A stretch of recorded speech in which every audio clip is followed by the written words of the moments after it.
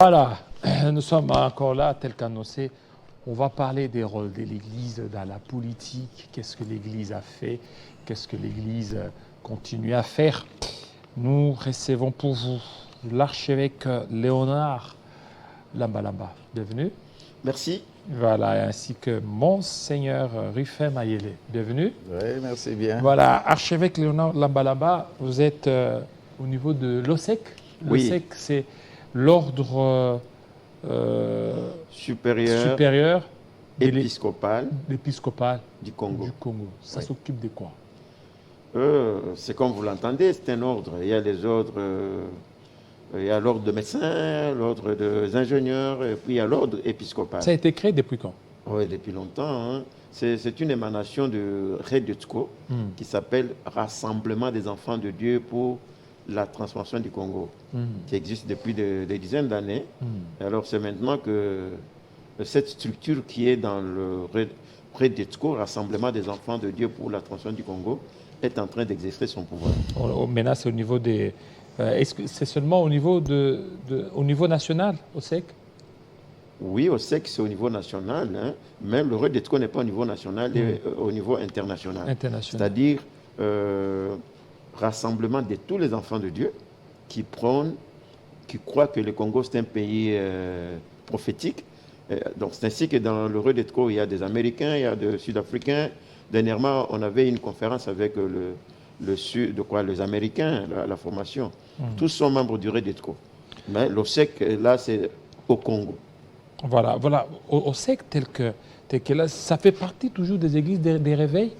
Où il y a les églises des réveils qui font partie? Non, ça englobe tout le monde. Ça englobe tout le monde? Tout le monde. Il y a des églises de réveil, les églises, ceci, Kimbangis, tout ça. Là, on parle des confessions religieuses. Alors maintenant, lorsque nous parlons de l'OSEC, il y a les confessions religieuses, il y a tous les enfants de Dieu qui sont dedans. Là, il n'y a pas de couleur. Et dans l'église des réveils, on reconnaît l'épiscopat, on reconnaît les évêques. Je reviens à vous, Monseigneur Rufin. Merci bien.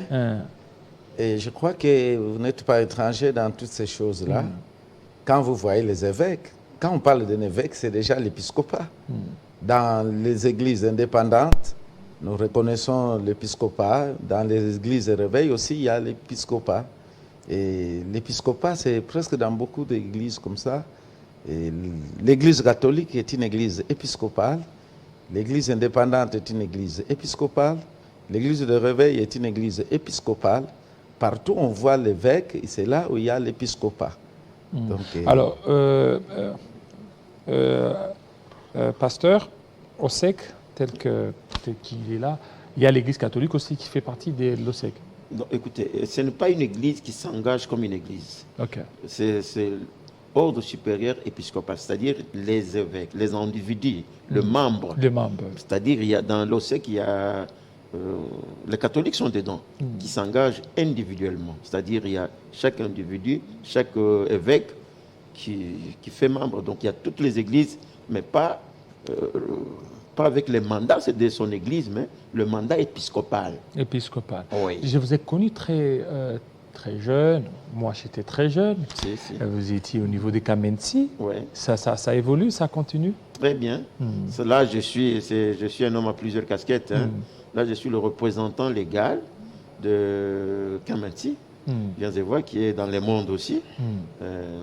C'est là où vous m'avez connu. Voilà. Alors, Monseigneur Rufin Mayele, vous, l'église d'attache, c'est laquelle? Je suis de l'Union des églises indépendantes du Congo, mais je suis aussi le représentant légal de ma communauté. C'est laquelle? Communauté CEPO, communauté des églises pentecôtistes de la parole orthodoxe. Voilà. Ah, vous, voilà. Orthodoxe, c'est... Non, l'orthodoxie, ce n'est pas le catholique orthodoxe. Le mot orthodoxe signifie ce qui est correct, ce qui est droit. C'est le mot que vous trouvez dans l'orthographie, l'orthopédie, signifie ce qui est droit. Voilà, alors, quand nous parlons de la parole orthodoxe, ça signifie la parole juste, droite et correcte. C'est là où je suis représentant légal. Alors, au niveau de l'OSEC, vous avez parlé, vous avez dit... ça rassemble, il y a même des évêques, des églises catholiques. Comment vous parvenez à vous concilier, à parler? Parce qu'il y a peut-être des doctrines qui peuvent être différentes. Comment vous parvenez quand même à vous entendre? Oui, monsieur le journaliste, le problème que nous avons ici avec l'OSEC, c'est quelque part remettre un peu de l'ordre dans ce que nous sommes en train de vivre. Vous savez, pour répondre à votre question, le pays, le Congo, notre pays, a de sérieux problèmes. Je parle du développement. Le pays doit se développer. Donc, les Congolais ont besoin du développement, c'est-à-dire le bien-être de la population. Alors, laissez-moi vous dire, peut-être vous serez surpris de comprendre qu'il y a des fléaux qui freinent le développement du Congo. Nous avons les hommes politiques qui sont un frein réel pour le développement. Vous allez, peut-être, lorsque vous allez m'autoriser de parler, vous comprendrez. Il y a aussi les églises, ou l'église. L'église qui est aussi un frein réel pour le développement. Alors, l'OSEC veut mettre ça en lumière pour faire voir à la population que non, si le pays ne se développe pas, nous devons faire très attention avec les politiciens et très attention avec les églises. Vous vous demanderez, mais moi, en tant qu'homme d'église, comment je peux dire de telles choses? Et je répondrai à votre question si vous me permettez. Oui, allez-y. On peut déjà entamer notre thématique. Vous dites que les hommes politiques, les églises constituent un frein de développement. Un grand frein. Lesquels? Nous nous remettons un peu dans l'histoire. Je veux parler de ce que vous connaissez. Est-ce que vous savez qu'au Congo, il y a à peu près 1000 partis politiques? N'est-ce pas? Oui. C'est un record mondial. Aucun pays dans le monde ne peut avoir 1000 partis politiques. Il y a aussi beaucoup d'églises. Là, c'est la prolifération politique des partis politiques et la prolifération des églises. Et là, je vais parler des églises. Les églises, il y en a à peu près 20 000. 20 000? Oui. Sur toute l'étendue du territoire? Oui. 20 000 églises? Oui. Reconnues, hein? Reconnues avec arrêté. Et il y a d'autres qui naissent encore. Qui naissent. Voilà. Voilà les dangers. C'est pour cette raison que je vous dis qu'un pays qui a 1000 partis politiques, si nous allons par définition, quel est le but d'un parti politique? C'est de prendre le pouvoir et le maintenir aussi longtemps possible. Alors, s'il y a 1000 qui sont en train de voir comment prendre le pouvoir, imaginez-vous la conséquence. Je mets ça de côté, j'entre dans mon domaine de l'Église. Dans l'Église, est-ce que vous savez que l'Église universelle, parce qu'au lieu de parler aujourd'hui de prolifération, allons à la source. L'Église universelle qu'on appelle aujourd'hui l'Église catholique, là où nous tous nous étions, ou de là où tous nous venons. Cette Église catholique a créé beaucoup de mal pour le développement. Beaucoup de mal. Beaucoup de mal. L'Église catholique? L'Église catholique. Je suis, peut-être vous n'avez pas posé la question, je me présente parce que ce sont des choses très profondes, c'est la profondeur des choses. Peut-être comme ça, on doit savoir qui parle. Je suis docteur en théologie, c'est-à-dire je maîtrise la théologie, je suis enseignant, j'ai une université, ici, l'Université chrétienne interconfessionnelle du Congo, là où je suis promoteur et j'enseigne la théologie en tant que docteur. Je suis docteur en histoire. Je suis docteur en histoire de l'Institut universitaire du développement du Canada. Donc, je suis historien de formation. Alors, laissez-moi vous dire que l'Église catholique, depuis le commencement, a fait beaucoup de mal. Si nous rentrons dans les temps de l'esclavage, l'Église catholique a contribué à l'esclavage. Alors, le grand problème que les gens se posent est de savoir comment est-ce que l'Église qui prône l'amour du prochain, entre-temps, l'Église soutient l'esclavage. Ça, c'est avant le temps indépendant du Congo. Vous savez, c'est juste en 1839 que le pape Grégoire XVI va abolir cette loi. Mais avant cela, l'Église catholique soutenait l'esclavage et appuyait ça avec les Saintes Écritures. Il y a eu, vous connaissez ce que ça fait, l'esclavage, comment les gens ont été menés, malmenés, tués, tout ça. Après, dès 1885, en 1908, c'était l'État indépendant du Congo avec le roi Léopold II. Le roi Léopold II va demander au Saint-Siège qu'on lui amène des prêtres, c'est-à-dire les missions, c'était missions catholiques qui venaient des séquistes, de pères, des jésuites, tous ces gens-là sont venus. Et puis pendant ce temps-là, on coupait de main par le roi Léopold II.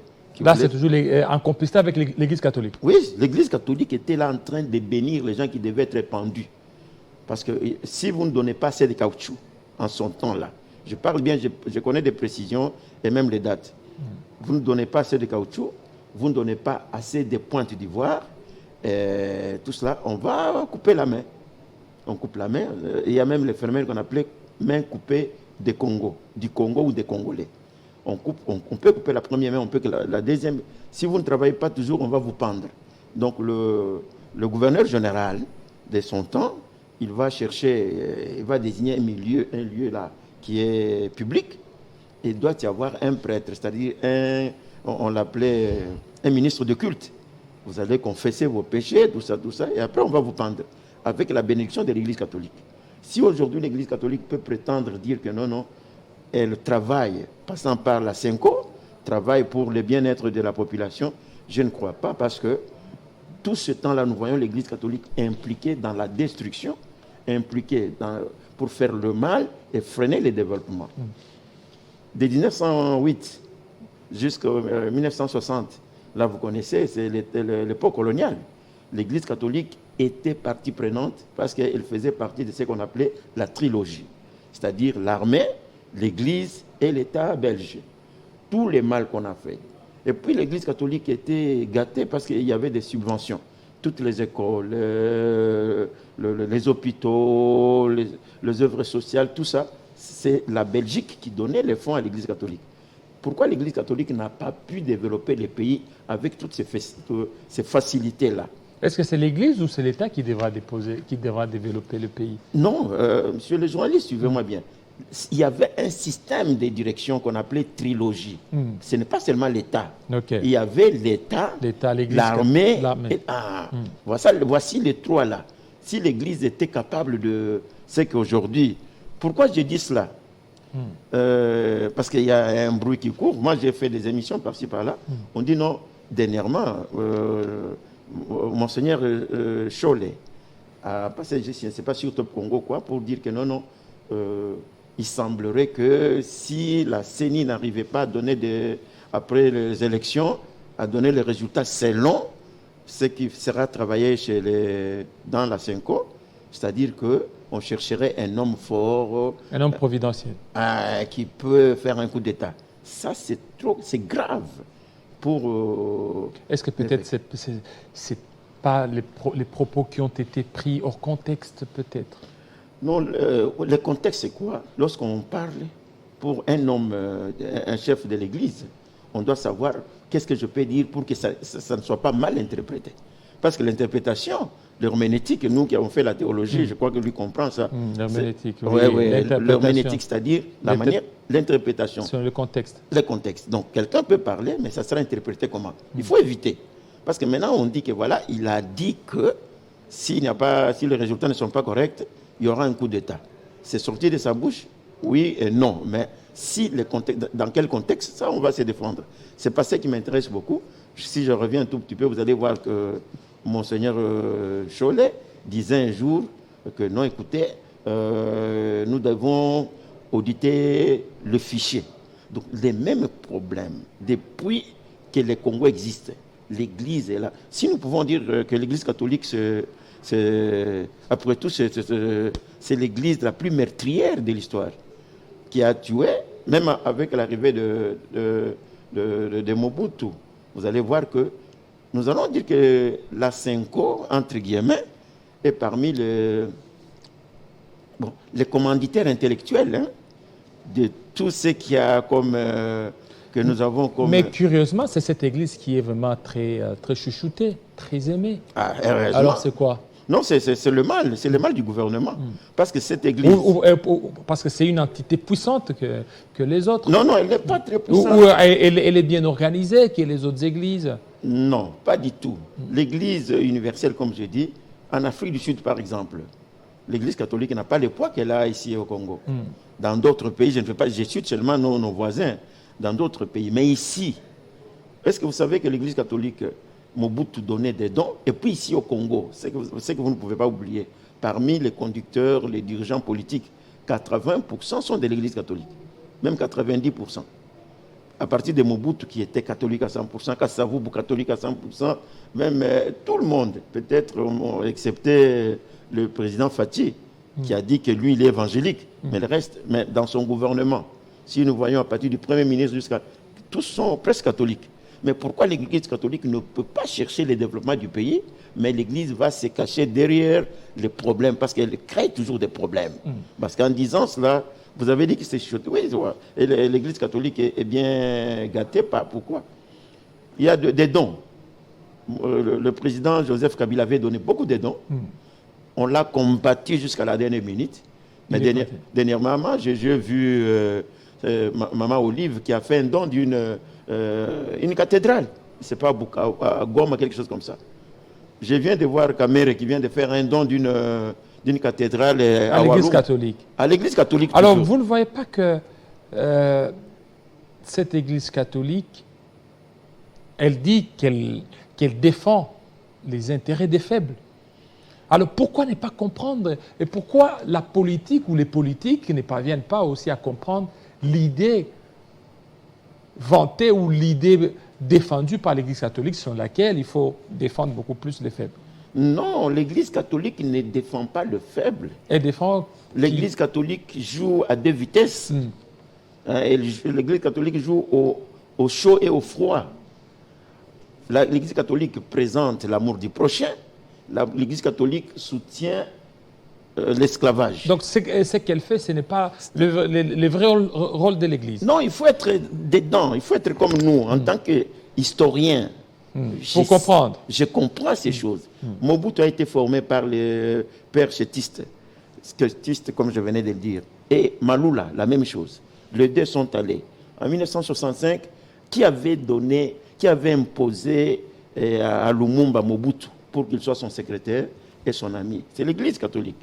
Et après, il y a eu un coup d'État. Coup d'État en 1965. Et en 1969, c'est Maloula qui devient cardinal. Et le 2, quel a été leur message? Ça, il faut voir l'histoire. Maintenant, après un temps, nous avons Monseigneur Mosengo qui va diriger la conférence nationale souveraine.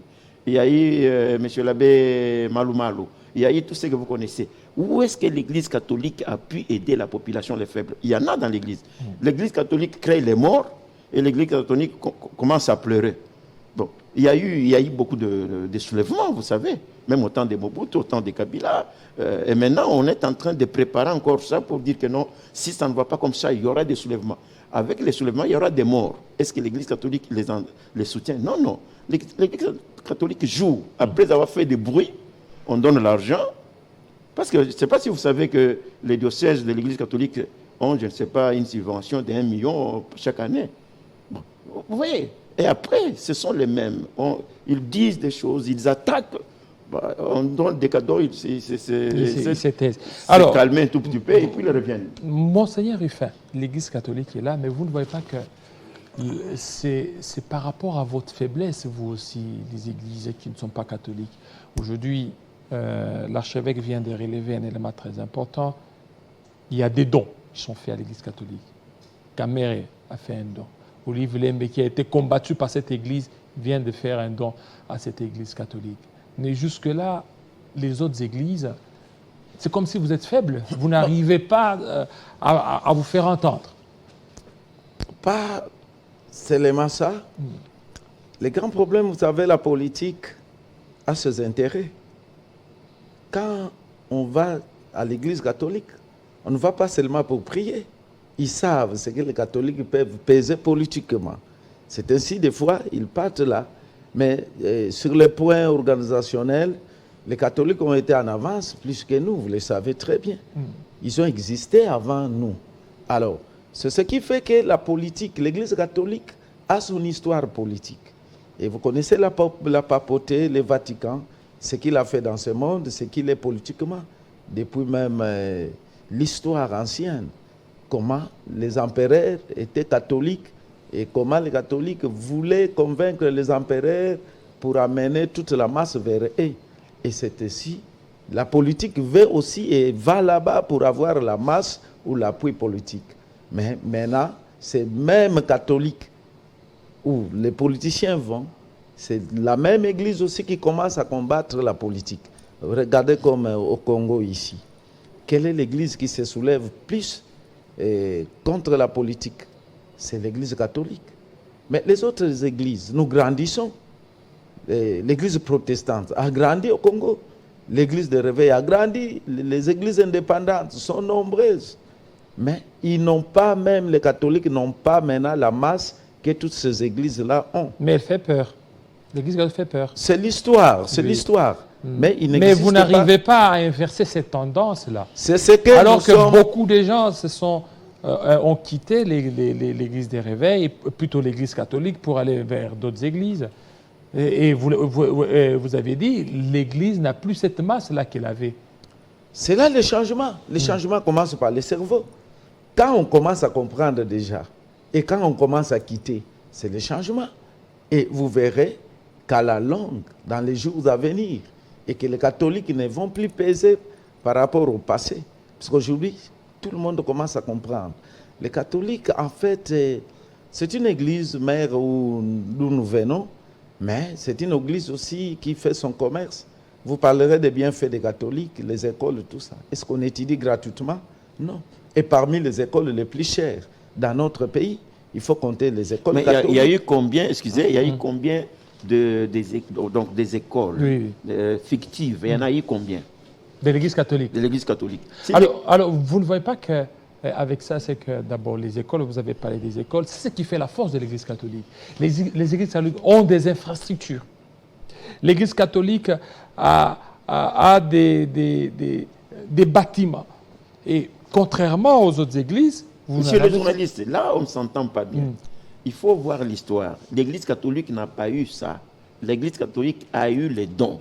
Le gouvernement belge, lorsque le gouvernement belge ou l'époque coloniale a demandé qu'on puisse avoir des missionnaires belges, les missionnaires catholiques belges, qui étaient là pour écouter, quelqu'un vient confesser, et après le prêtre va dire à l'autorité, dire voilà, celui-là a dit ça, a fait ça, on l'arrête, on le pend. Alors, pour mater la population, l'Église, on lui avait dit, tu vas enseigner seulement que heureux les pauvres parce qu'il ira au ciel. Il ne faut pas faire ceci, il ne faut pas faire ceci. Ils n'ont pas construit. L'Église, c'était des dons, des terres, des écoles, de 45% des centres de santé. Alors maintenant, pourquoi aujourd'hui vous ne bénéficiez pas aussi de ce don aussi? Pourquoi vous ne faites pas... Qui va nous donner les dons? Si on donne à l'Église catholique, là c'était le gouvernement belge. Oui, mais maintenant, aujourd'hui, il y a ces dons. Vous avez relevé un élément très important. Olive Lembe, qui a été combattu par cette Église catholique. Oui.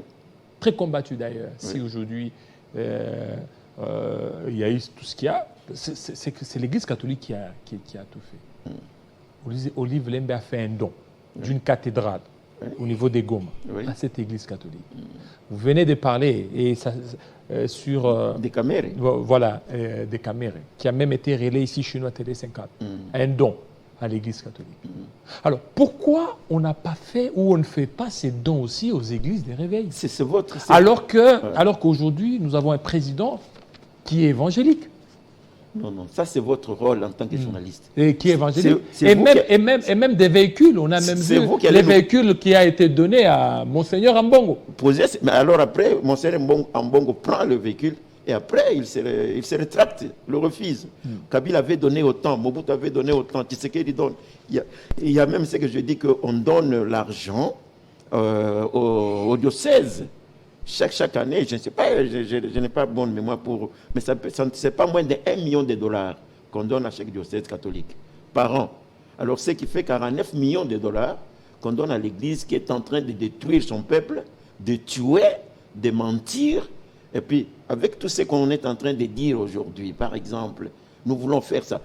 Ça joue à deux temps. Un moment, ça présente à la population que nous sommes pour vous, et pourtant, ce sont les intérêts de l'Église catholique. L'Église catholique est en train de protéger ses intérêts. Et puis, elle est quand même organisée, elle est structurée. Regardez les églises indépendantes. Nous avons OSEC, il y a l'RSC, il y a AMEC.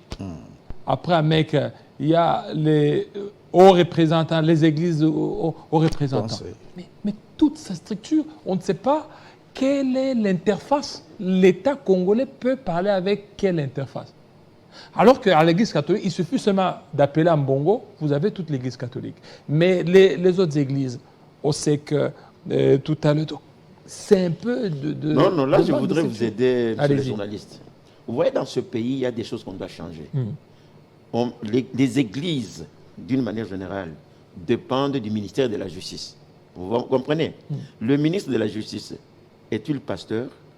Est-ce qu'il connaît le système ecclésiastique? Est-ce que l'Église catholique, le ministre de la Justice, peut-il vraiment organiser l'Église? Moi, je ne crois pas. À ce moment-là, c'est un petit désordre au niveau du gouvernement. Ce n'est pas nous. Nous, il fallait nous mettre... S'il y avait un ministère des affaires religieuses, là, on saurait comment organiser les choses. C'est ainsi que l'OSEC est en train de dire ordre supérieur épiscopal. Il faudra que les églises, toutes ces églises, nous sommes très nombreux, nous, tels que vous nous appelez là-bas, mais nous ne sommes pas organisés parce qu'on ne nous a pas donné cette facilité de nous organiser. On ne nous donne pas la facilité. Mais vous avez des arrêtés mais non, ça c'est en ordre dispersé. Oui. S'il y avait, vous venez de poser la question ici, l'interface. Bon, s'il y a l'interface, en dehors du ministère de la Justice, là où il y a tout, il y a les chefs coutumiers, il y a les CCI, il y a tout est dedans. Ce n'est pas l'Église. Or, l'Église, à 90%, nous sommes au Congo. Alors, pourquoi ne pas avoir une structure comme l'OSEC? Nous sommes ordre supérieur. À ce moment-là, on peut voir tout le monde, on sait voilà ce que nous devons faire. Parce que l'Église catholique en soi n'est pas là pour le développement du pays. Et ça n'arrivera jamais. Le temps qu'ils ont eu tout le temps, les mains libres, l'argent, les moyens, tout, depuis les temps indépendants du Congo, même depuis les temps avant cela, l'esclavage, l'Église catholique n'a rien fait jusqu'à aujourd'hui. L'Église catholique, son travail, c'est créer les désordres, créer les problèmes, soulever les gens, changer les choses, et puis en profiter. Et ça, nous sommes en train de voir que c'est ça la vraie mission de la SENCO. La SENCO n'a pas une autre mission que de troubler les choses. Alors maintenant, l'Église, le pouvoir, parce qu'au niveau du gouvernement, au niveau du pouvoir, 90% sont les membres de l'Église catholique. C'est ainsi que lorsqu'ils ont une conférence, je ne sais pas quoi, une conférence... Ou un point de presse. Ou, alors, tous ces gens-là disent non, il faut donner des dons comme ça, parce que les prêtres catholiques seront ordonnés. Il faut donner. Mais nous, on n'est nulle part. Nulle part. Pourquoi? Ce n'est pas nous qui devons nous autoprogrammer. Il faut l'organisation. Et nous voulons que cette organisation soit faite. Ainsi, nous demandons au gouvernement de comprendre les jeux de la SENCO. Ça n'a pas commencé aujourd'hui. C'est comme ça, même si un ange du ciel venait pour gouverner ce pays, et la SENCO est là, ça ne marchera pas. Donc, ça ne marchera pas. Non, parce que la SENCO, son travail, c'est créer des problèmes. Alors, maintenant, qu'est-ce qu'il faut? Il faut réduire l'influence de l'Église catholique? Pas réduire, mais c'est démontrer ce que nous montrons, le mal que l'Église catholique... Écoutez, les inquisitions, les croisades, dans le monde entier. Il y a une croisade, oui. Oui, je ne peux pas tout citer. C'était plein. C'est l'Église catholique. L'Église catholique a fait l'esclavage pendant 19 siècles. Il y a eu la guerre des religions entre les catholiques et les protestants. 2 siècles, il y a eu des morts partout. Donc, si j'ai le temps, mais je vous dis que ça peut nous prendre 3 heures si je dois étaler toute l'histoire. Et je crois que l'Église catholique, ce que je vais demander, c'est quoi? Que la SENCO puisse avoir le courage de demander pardon à la population congolaise, ça c'est un, et surtout changer ses stratégies. Alors, l'Église catholique, on parlerait même de 1990-92, le trouble Katangé Kassaya. Oui. L'Église catholique serait impliquée. Ce sont des choses qui nous demandent pas... Vous savez, il y a quelque chose, par respect. Je vous ai dit que Lumumba et Mobutu, l'histoire catholique était dedans. Tshombe, sur les sécessions, c'est les commanditaires intellectuels. L'Église catholique. Oui, ce sont des sous-marins. Ils ne peuvent pas vouloir se faire voir. Mais il faut être historien avec les dates à l'appui pour savoir, voilà ce que vous avez fait dans telle date qui avait créé ça. Tout ça, c'est l'Église catholique qui est derrière. Maintenant, ce qu'il faudra faire est que ce n'est pas comme le roi Philippe est venu faire le mascarade et demander pardon ici. Non, on doit éventrer les bois, aller jusqu'au fond. Vous savez, lorsque à la conférence nationale souveraine, on a demandé à l'Église catholique, parce que c'était Motion qui était là, de nous montrer tous ceux qui avaient volé les biens mal acquis. C'est l'Église catholique qui devait nous dire. Mais lorsqu'ils ont vu que 90% des gens qui avaient volé étaient catholiques, la liste n'a jamais été donnée jusqu'à aujourd'hui. Mais l'Église catholique aussi a facilité. Il y a une conférence où vous faites allusion. Il y a aussi dialogue inter. Monsieur les journalistes, le dialogue là, qu'est-ce que nous on a eu de ces dialogues? La population a eu quoi? La population est en train de souffrir. Oui, il y a eu des glissements. Ça a permis tout ça. Et puis dans le dialogue, qu'est-ce qu'on fait? Le dialogue, l'Église catholique vient avec ces gens. On change de poste, on met là, là-bas, tout ça, et c'est fini. Mais la population elle-même, nous qui souffrons, nous la population, qu'est-ce que nous avons eu dans ce dialogue? Qu'est-ce qu'on avait eu dans la conférence souveraine? Qu'est-ce qu'on a eu dans la Sun City? Et quand aujourd'hui j'apprends que non, on a besoin de faire encore des dialogues, j'ai dit, mais le peuple congolais n'est pas bête pour accepter des... Ce sont des bêtises. C'est une distraction. Nous voulons aller tout droit. Moi, j'avais dit ça, allons aux élections, que les pays soient dotés des institutions légales, et alors que l'Église catholique s'arrête avec cette distraction, que les pays se développent. Allons au développement. Aucun pays dans le monde ne s'est développé grâce à la politique. Donc cette politique... Alors un mot, c'est-à-dire, qu'est-ce qu'aujourd'hui, ceux qui sont en train de nous suivre, il y a les autorités qui nous suivent. Oui. Vous êtes venu de Lubumbashi, vous êtes là. Oui. Que faudra-t-il faire? Qu'il y ait un contrepoids à l'Église catholique ou réduire l'influence de l'Église catholique, ou qu'est-ce qu'il faut faire? Je commence par vous, Monseigneur, et puis on va aller... Merci bien. Avant de répondre à votre question, l'archevêque a parlé sur les dégâts de l'Église catholique. J'avais lu un roman de Jacques Nodal qui parlait sur... les cimetières sous la ligne. Vous savez, sous la soutane, on peut aussi porter des armes qui tuent les gens. On vous présente l'amour, mais en réalité, il n'y a rien d'amour. On fait leur commerce. Et aujourd'hui, pour répondre à votre question, on n'est pas là pour combattre l'Église catholique. Réduire l'influence de l'Église catholique signifie quoi? Nous, les autres églises, nous devons comprendre aussi que notre temps est déjà là. Puisque pour avancer, il ne faut pas regarder ce que fait l'autre. Il faut que nous avancions. Et aujourd'hui, il y a l'OSEC qui peut représenter tous les évêques. Et à partir de l'OSEC, on peut quand même aller de l'avant. Et si nous regardons toujours sur ce que fait le catholique, nous n'allons pas avancer. Et aussi, aux politiques, il faut qu'ils comprennent que dans cette église, il n'y a pas seulement que l'église catholique. Il y a d'autres organisations. Et puis l'église aujourd'hui n'est pas, comme vous le dites, qui n'est pas organisée, non. Il y a l'église protestante qui est organisée. Et les protestants sont arrivés au Congo avant même les catholiques. Si vous le savez, je ne sais pas. Les protestants sont ici avant l'église catholique. Mais les politiques regardent l'église catholique, c'est parce que c'est là où ils trouvent beaucoup l'influence politicienne. Et dans cette église aussi, c'est là d'où sortent les éléments ou les gens qui les combattent. Il faut que la présidence de la République, les autres institutions regardent aussi aux autres églises. L'église protestante est là, l'église indépendante est là, l'église de réveil est là, et il y en a tant d'autres confessions religieuses au Congo. Pourquoi quand il y a quelque chose dans d'autres églises, il n'y a pas de dons de jeep, il n'y a pas de parcelles qu'on achète, mais si c'est l'église catholique, on va acheter. Non seulement puisqu'ils sont organisés, mais c'est là où peut-être ils trouvent les intérêts politiciens. Mais j'interpelle alors la politique qu'aujourd'hui, la masse que forment les autres églises vaut plus que l'église catholique. S'ils vont toujours à l'église catholique, c'est parce que c'est là où ils trouvent l'intérêt politicien. Ils se trompent, qu'ils regardent aussi. Et de l'autre côté, nous sommes là. Il faut, quand il y a des sacres, des ordinations, il faut aussi que la présidence vienne avec des jeeps, qu'il fasse aussi des dons.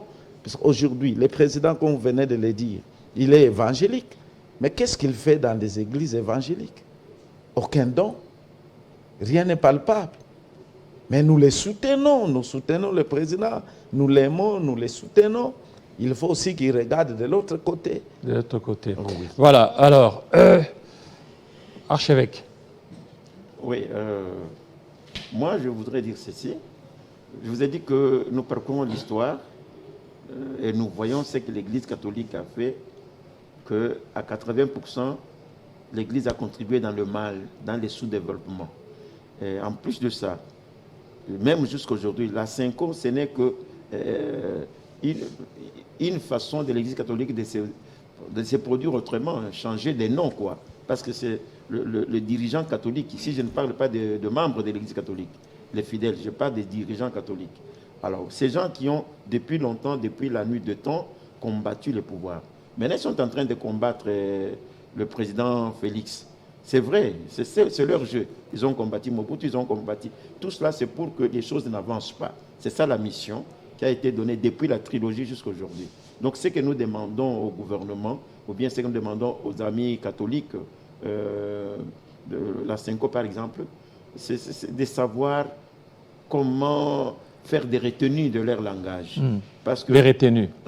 Est-ce qu'aujourd'hui, on peut dire on se dirige vers une guerre entre les églises, l'Église catholique et l'Église des réveils ou les autres confessions? Non, c'est l'Église catholique qui crée comme d'habitude. Je vous ai dit que lorsque nous voyons les inquisitions, nous voyons les guerres des églises. On a tué combien? À partir du temps de Constantin, jusqu'à la Réforme en 1517. Bon, lorsque l'Église catholique a été acceptée comme une Église officielle, bon, avant que l'Église protestante soit acceptée avec la Réforme, l'Église catholique a tué combien de gens? Vous voyez, c'est son système. Donc c'est une guerre qui est là. Donc pour l'Église catholique, elle ne voit que ses intérêts, pas les intérêts des autres. Pas les intérêts de la population, mais elle trompe, j'ai dit, un commanditeur intellectuel. Il crée des problèmes, vous vous soulevez, on vous tue. C'est comme, j'ai parlé l'autre fois de l'ONU, un jour je disais, l'ONU vient, fabrique les armes, crée de guerre, et après vient donner la nourriture aux blessés. C'est ça avec l'Église catholique. Crée des problèmes, les gens meurent, et après l'Église catholique vient pour faire des messes, et pour dire non, non, voilà, on tue les gens. Mais qui avait soulevé la population? Qui avait soulevé la population? C'était l'Église catholique. Maintenant, c'est que Monseigneur Scholl est en train de dire. C'est quoi au juste? Il soulève la population. Et quand ces gens vont descendre dans la rue, on va les tuer, l'Église va commencer à pleurer. Mais qui les a soulevés? Vous voyez le système là qui n'est pas bon. Ce n'est pas honnête pour une Église. Et ça, nous demandons maintenant au gouvernement de comprendre que nous avons l'OSEC, que nous avons les églises, que le gouvernement sache qu'est-ce qu'on est en train de faire. Parce qu'en perdant le temps toujours derrière l'Église catholique, les choses ne changeront jamais. Donc cette fois-ci, il faut que le gouvernement jette aussi un regard sur vous. Oui, parce qu'on donne des dons à l'Église catholique. Nous n'avons pas seulement besoin des dons, nous avons besoin de le développement de la population. C'est que l'Église n'a pas fait, j'ai dit bien, depuis le siècle de temps jusqu'à aujourd'hui, l'Église catholique n'a rien fait pour le développement. Ne me parlez pas des écoles, des hôpitaux. Non, ça c'était un financement. Mais après tout, ce sont eux qui sont les bénéficiaires. Ce n'est pas la population. Voilà, alors il y a des téléspectateurs qui nous écrivent de partout. Ils nous disent c'est quoi les relations entre OSEC, l'RSC, OSEC et RSC et les hauts représentants des églises? Non, au conseil des églises. Le problème qui est là que les gens qui écrivent, nous devons être dans le même diapason, même réflexion pour comprendre. Oui. Il y a ce qu'on appelle confession religieuse. Celui qui pose la question fait l'amalgame des choses. L'amalgame. Elle ne comprend pas qu'est-ce qu'on appelle confession et qu'est-ce qu'on appelle organisme. C'est comme la Cinco. La Cinco, c'est un organe au sein de l'Église catholique. Oui. L'Église catholique est une confession religieuse. Oui. Alors, si quelqu'un pose la question, quel rapport y a-t-il entre l'OSEC et l'RSC? Non, là, on va discuter dans les vides. Voilà. Il faudra que les gens sachent que non. L'RSC, c'est une confession religieuse qui s'appelle Église de réveil. Du Congo. Du Congo. Là, on peut comparer l'Église de réveil, les églises indépendantes, l'Église kimbanguiste. Il y en a, c'est à peu près 8 maintenant. Je sais pas. Alors qu'au SEC, là, c'est l'ordre. Ça, c'est un ordre. Ça n'a rien à voir avec tout effectivement. Ça. Alors, donc, je pense qu'on a besoin de... Les évêques qui sont partout, là, entrent dans l'ordre. Même les évêques qui sont dans l'RSC entrent dans l'ordre. Si, ils sont là. Ils sont là. Oui, ils effectivement. sont là. Alors, je pense, fidèles téléspectateurs, vous avez suivi, vous qui nous avez posé cette question. On revient pour terminer avec l'archevêque ainsi que Monseigneur. Quelques minutes seulement. On prend la dernière livraison d'informations avec Héritier Tambois. Merci beaucoup Jean-David. Bonjour messieurs et dames. Place à l'actualité à présent.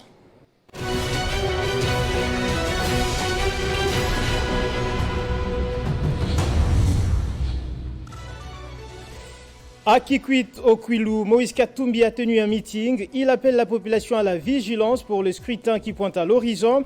Déplorant le manque des bonnes infrastructures routières dans la province du Kwilu, le président d'Ensemble pour la République a également invité le gouvernement central à accélérer les travaux de l'électrification de la ville de Kikwit. La CENI a annoncé hier le report de la publication des listes provisoires des candidatures des députés provinciaux et des candidats conseillers communaux. Selon elle, ce report est dû à la persistance de défis logistiques liés au ramassage et à la remontée des dossiers physiques des candidatures. Cette publication devrait intervenir mercredi 13 septembre 2023. Relance rapide des activités des Congo Airways. Le Premier ministre Jean-Michel Sama Lukonde a convoqué hier le ministre des Transports, Voies des Communications et Désenclavement, Marc Ekila, et le directeur général des Congo Airways, José Doubié-Lueya. Objectif, examiner les solutions urgentes à mettre en œuvre pour la relance rapide des activités de cette compagnie. En justice, vous le savez, Jean-Marc Kabound a été condamné à 7 ans de servitude pénale par la Cour des cassations lors d'une audience publique mercredi à Kinshasa. L'opposant politique est accusé d'outrage au chef de l'État et propagation des faux bruits. Dans ce même chapitre, le Rassemblement des journalistes pour l'émergence du Congo exige la libération sans condition de Stani Boujakera. Le directeur de publication d'actualité.cd est en détention depuis une semaine. Qu'est-ce qu'il veut? Et ce petit rappel, JMK Today reçoit ce jeudi dans la soirée le sénateur Denis Kambaï. Il répondra aux questions de Jean-Marie Kassamba sur la situation du Grand Kasaï.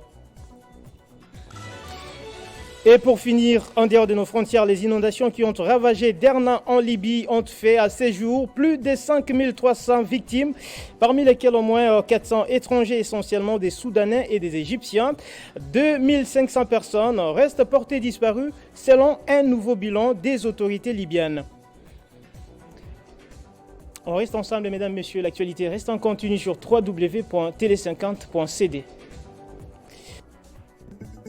Retrouvez toute l'actualité en continu sur www.tele50.cd.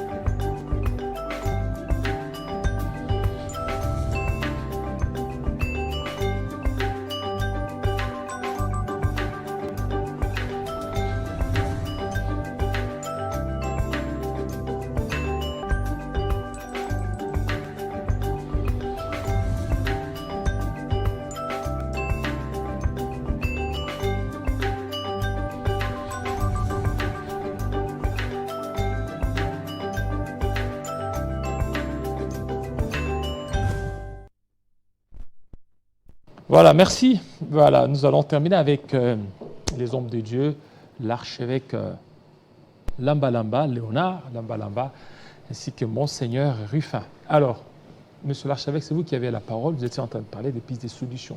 Vous étiez en train de vous adresser aux autorités qui vous suivent. Bon, quelque part, je voulais chuter tout simplement en disant que le mal congolais, le frein du développement, c'est la Cinco. La Cinco. C'est la Cinco. Ça, c'est pas fort, ça. C'est fort. Non, c'est pas fort. C'est la Cinco. C'est la Cinco qui est le mal du Congo, les dangers publics. Comment la Cinco? Si, je vous ai expliqué. Oui, vous avez expliqué, mais la Cinco, on voit des bonnes intentions. Non, mais ça c'est... dit que non, la population souffre, le peuple souffre, et le peuple pleure, et le peuple applaudit. Après, on tue le même peuple, et après, on change. On est dans... Il y a un prêtre catholique de Mboujima qui avait dit que la place de l'Église, c'est dans l'opposition. Est-ce que vous comprenez? Est-ce que vous savez ce que ça signifie? Un opposant, c'est celui qui veut prendre la place. Un opposant ne peut pas voir le bien de quelqu'un d'autre parce qu'il lutte pour prendre cette position. Ôte-toi que je m'y mette. Si l'Église doit être dans l'opposition, c'est-à-dire c'est pour dénoncer tout ce qui ne marche pas, tout ce qui ne fait pas comme ça, en créant maintenant les soulèvements.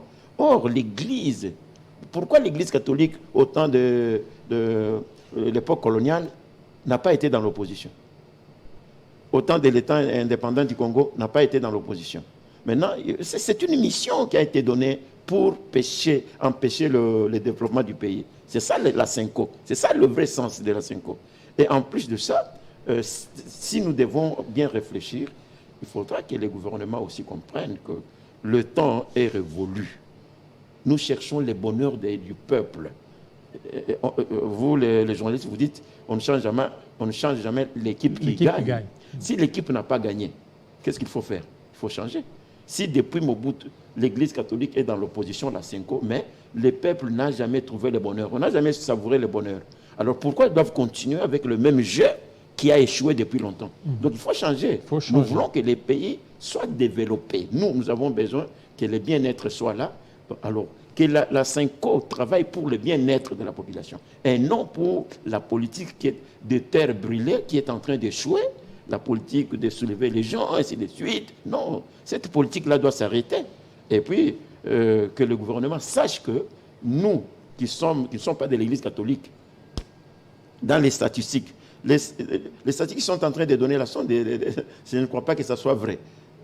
Nous sommes très nombreux, mais on doit nous donner le temps de nous organiser aussi et de faire quelque chose de bon. Mais s'il y a même nous pouvons développer, parce que c'est que l'Église catholique a eu. Nous avons des universités que nous-mêmes on a montées. Nous avons des orphelinats. Nous avons ceci. Mais l'Église catholique, ce sont des dons qu'on donne. Et puis même s'il faut maintenant, on dit non, gratuité de l'enseignement, ils se révoltent. Et puis entre-temps, ils créent des écoles fictives. Est-ce que c'est la vérité ou c'est le mensonge? Quand on est dans le mensonge, est-ce qu'on est dans le vrai? Est-ce qu'on est serviteur de Dieu? Donc moi, je me pose toutes ces questions-là. J'ai dit non, que le gouvernement essaie de comprendre que la Cinco, sa place, c'est le frein, le mal congolais, et ça doit s'arrêter. Je parle en tant que serviteur de Dieu. Oui. Je suis pas seulement serviteur de Dieu rempli du Saint-Esprit, et en plus, je suis théologien, enseignant, je connais bien la théologie. J'enseigne la théologie. Et l'histoire. Et je suis historien. Merci beaucoup à Monseigneur Rufin Mayele. Merci beaucoup à Monsieur l'archevêque Léonard Lambalaba. Le plaisir a été pour moi de vous recevoir sur ce plateau. Merci. Voilà, merci aussi au pasteur Bravo qui nous a mis en contact avec vous. Merci. Tout à l'heure, on poursuit notre matinale.